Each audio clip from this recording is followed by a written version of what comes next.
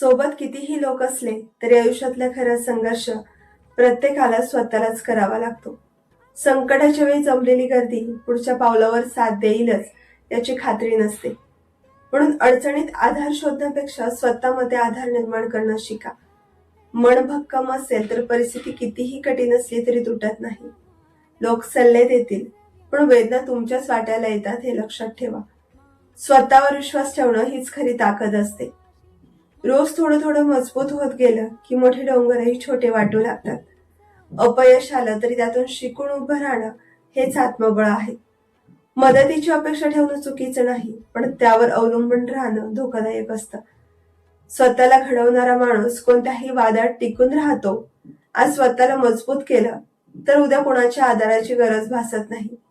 शेवटी स्वतःच्या पायावर उभं राहणं हाच आयुष्याचा खरा विजय आहे. बरोबर ना?